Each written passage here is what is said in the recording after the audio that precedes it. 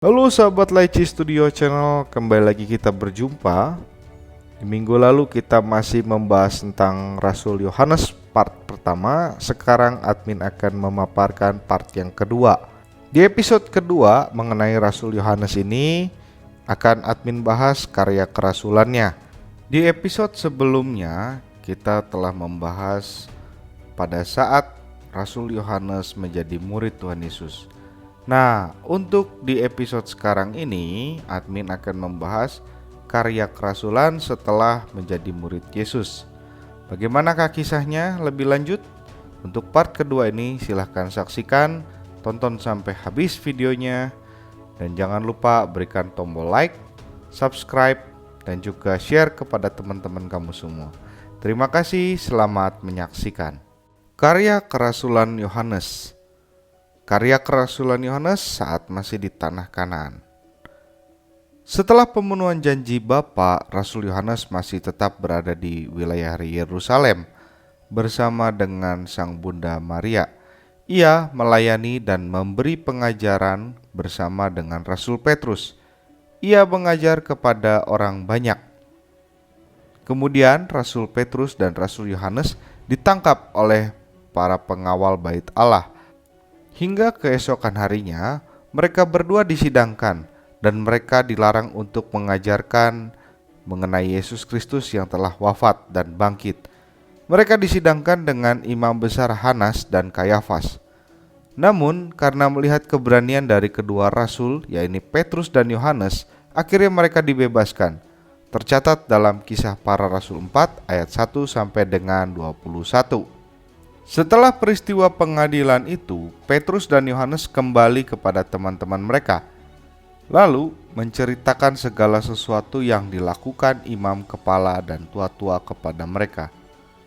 Kisah Para Rasul 4 ayat 23, setelah peristiwa itu, para rasul masih memberitakan Injil dan memberi pengajaran kepada banyak orang, dan disertai dengan mujizat dan tanda. Saat itu para rasul berkumpul kira-kira di dekat Serambi Salomo. Hingga akhirnya banyak orang yang menjadi percaya dan mengikut jalan Tuhan. Kisah Para Rasul 5 ayat 12 sampai dengan 16. Kemudian karena hal ini, mulailah imam besar dan pengikutnya merasa geram dan iri kepada tanda-tanda yang ditunjukkan para rasul, sehingga mereka melakukan tindakan dengan menangkap para rasul dan menjebloskan mereka ke penjara. Namun pada malam harinya para rasul dibebaskan secara ajaib oleh malaikat Tuhan. Tercatat dalam Kisah Para Rasul 5 ayat 17 sampai dengan 20. Nah, kita lanjut dulu ya. Setelah mereka mengetahui bahwa Filipus di Samaria dan mendengar bahwa orang Samaria telah menerima firman Allah, maka berangkatlah Petrus dan Yohanes ke sana.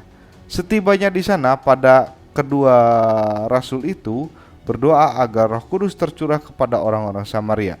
Tercatat dalam Kisah Para Rasul 8 ayat 14 sampai dengan 17. Karya Rasul Yohanes saat dia di luar tanah Kanaan. Untuk karya Rasul Yohanes ini di luar tanah Kanaan, admin mengambil referensi dari Sinaksarion. Bagi yang mau silahkan buka di kolom deskripsi ya. Sebagai informasi saja bahwa buku Sinaksarion ini diyakini oleh Gereja Katolik Ritus Timur dan juga Ortodoks sebagai tradisi sucinya. Mengenai kisah Rasul Yohanes dalam buku Sinaksarion ini merupakan kesaksian dari Prokorus.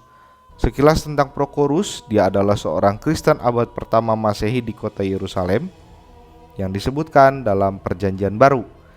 Kisah Para Rasul mencatatnya sebagai salah satu dari 7 pria yang dipilih dan diangkat menjadi diakon mula-mula untuk membantu menangani urusan-urusan pastoral dan administrasi dari gereja perdana.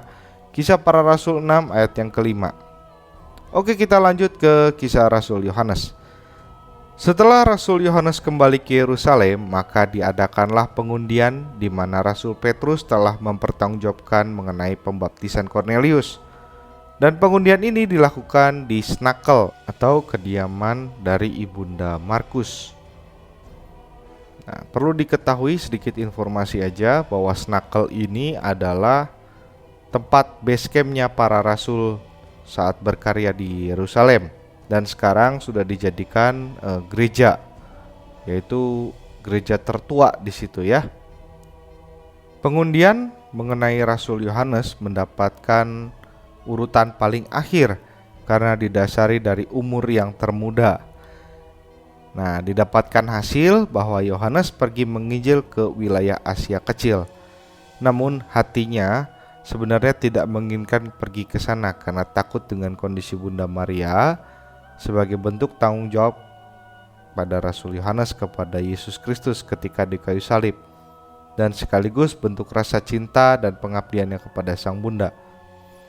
Menurut kesaksian Prochorus bahwa kisah mengenai Rasul Yohanes yang ditulis sekitar tahun 160 sampai 170 Masehi oleh Lancius, sang penginjil Yohanes pergi ke Efesus ditemani oleh Prochorus saja dan pada usia yang cukup lanjut, yakni setelah beberapa tahun Bunda Maria tertidur atau mengalami wafat. Sekilas mengenai wafat Bunda Maria, dua surat yaitu ditulis oleh B. Ignati Missa S. Joani yang ditulis sekitar tahun 370 Masehi menunjukkan bahwa Santa Perawan Maria melewati sisa-sisa harinya di Yerusalem. Tradisi menyatakan bahwa semua rasul kecuali Thomas yang baru hadir 3 hari kemudian dari India saat Bunda Maria wafat. Nah, di sini ada peristiwa kejadian menarik ya. Ketika seorang Yahudi mencoba menghalangi pemakaman Bunda Maria dengan memegang erat kerandanya, tiba-tiba kedua tangannya lepas dari tubuhnya karena ia ditebas ya oleh pedang malaikat agung. Tangan ini kemudian baru melekat kembali dan berkat permohonan dari para rasul serta pertobatan si orang ini ya, akhirnya bisa utuh kembali.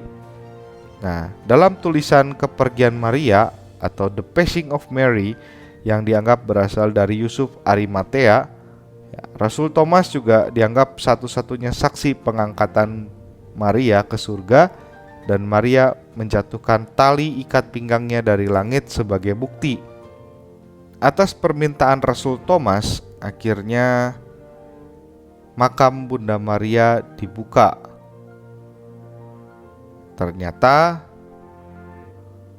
makam ini telah kosong. Nah, peristiwa wafatnya Sang Bunda ini diperingati dalam ritus Gereja Timur setiap tanggal 12 Agustus dan tanggal 15 Agustus diperingati kenaikan Bunda Maria ke surga bersama jiwa dan raganya atau tubuh kemuliaan. Untuk peristiwa kenaikan Bunda Maria ke surga bersama jiwa dan raganya ya, ini diperingati baik itu di ritus timur dan juga ritus barat. Nah, inilah sekilas mengenai cerita Bunda Maria ya. Kita kembali ke kisah Rasul Yohanes. Setelah beberapa tahun, Rasul Yohanes masih tinggal di Yerusalem. Menurut keterangan buku tersebut ya, dikatakan bahwa Rasul Yohanes menyelesaikan tugas pengabdiannya pada Bunda Maria. Rasul Yohanes melakukan perjalanan menuju Efesus. Ia bersama dengan muridnya yang bernama Prochorus bertolak dari Yerusalem ke kota Yope dan tinggal selama 3 hari. Saat itu di kota Yope ya, tepatnya di rumah Tabita. Ingat pada cerita episode Petrus membangkitkan Tabita?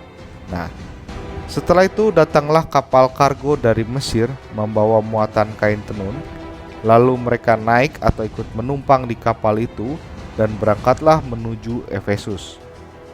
Nah, namun sebelum perjalanan sebenarnya Rasul Yohanes mendapatkan penglihatan bahwa ia akan mengalami kecelakaan kapal. Hal inilah yang membuat Rasul Yohanes agak ciut untuk berangkat ke Efesus menggunakan perjalanan laut. Nah, ia berpesan kepada Prochorus, apabila mengalami kecelakaan kapal, maka tinggallah beberapa hari di Efesus. Namun apabila Rasul Yohanes tak kunjung datang ke kota itu ya, maka kembalilah ke Yudea, kampung halaman, dan temuilah Rasul Yakobus, saudara Tuhan Yesus di sana. Nah, ternyata terjadilah peristiwa kecelakaan kapal itu. dengan terombang-ambing mencari potongan-potongan kayu dari kapal untuk menyelamatkan diri, baik awak kapal dan termasuk juga Prokorus. Nah, pada peristiwa ini Rasul Yohanes tiba-tiba hilang, tidak ditemukan saat mereka, yakni awak kapal dan Prokorus, terdampar kira-kira 1 mil dari Seleucia. Ia disalahkan karena peristiwa itu.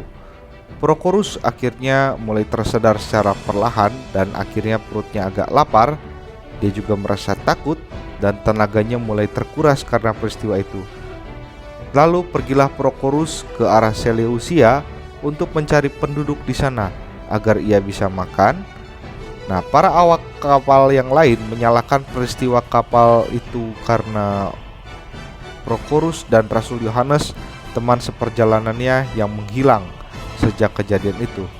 Para awak kapal itu mulai menghasut warga di Seleucia dengan memfitnah Prokorus dan Yohanes sebagai tukang tenung atau tukang sihir untuk melemparkan sebuah kutukan. Keesokan harinya Prokorus dibawa kepada gubernur kota itu dan Prokorus akhirnya disidang.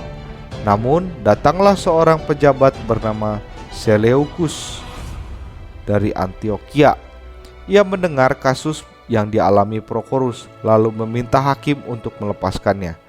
Setelah dibebaskan, Prokorus meninggalkan kota itu dan berjalan selama 40 hari lamanya menuju Mareotis yang ada di tepi laut. Dan dekat dengan pantai tersebut terdapat penginapan. Dan dalam kondisinya yang mulai terkantuk-kantuk, tiba-tiba dari arah pantai ada gelombang besar yang menghempaskan seseorang. Lalu Prokorus segera menghampiri orang tersebut untuk menolongnya. Dan ternyata orang itu adalah Rasul Yohanes. Akhirnya berjumpa kembali antara Rasul Yohanes dengan muridnya, yakni Prokorus, setelah peristiwa kecelakaan kapal itu, dan mereka saling bercerita tentang pengalaman mereka masing-masing. Oke guys, sampai di sini dulu kisah karya kerasulan Yohanes sampai di tanah Efesus. Nantikan di video selanjutnya mengenai karya kerasulan Yohanes yang lebih epik dan lebih seru tentunya, hanya di channel kesayangan kalian. Terima kasih. Oke, sampai jumpa lagi di video selanjutnya. Bagi kamu yang merasa terberkati oleh channel ini, jangan lupa klik tombol jempol ke atas atau tombol like-nya kalau kamu suka dengan video ini, dan klik tombol subscribe supaya kamu bisa terus pantau perkembangan video selanjutnya. Berikan juga komentar dan saranmu di kolom komentar. Tuhan Yesus memberkati.